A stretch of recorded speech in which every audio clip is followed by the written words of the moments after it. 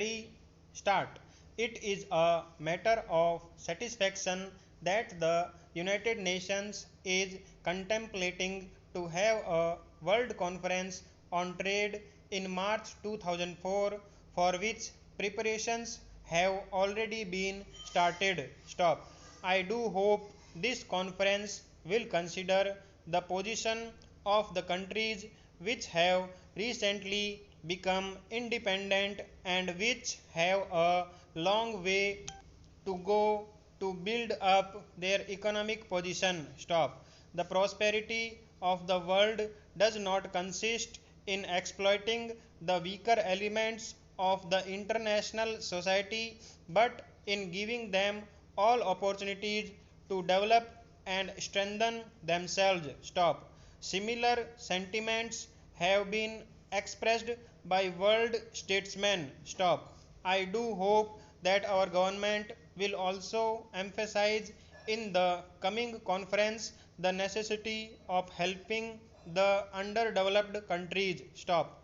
The government of the United Kingdom is also contemplating to have a trade ministers conference shortly, and I have no doubt that the question of preference to Commonwealth countries and other matters will arise, and well considered decision will be taken in the matter of trade and tariff, which will strengthen the United Kingdom as well as the other Commonwealth countries. Stop.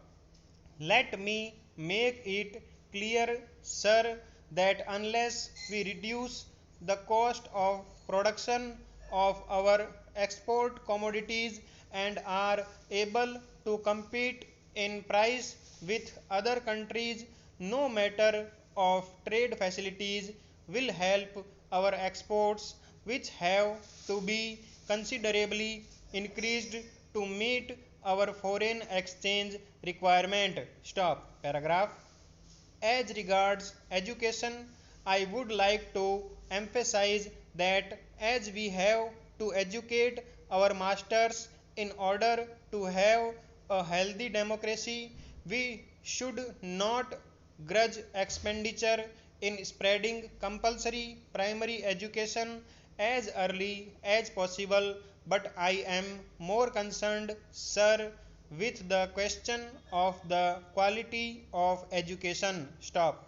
I have stressed many a time, and I would repeat again that the education that is being imparted to our young generation does not contain the material to develop our patriotic urge on a national scale and our moral urges to feel or make our children feel one with humanity. Stop.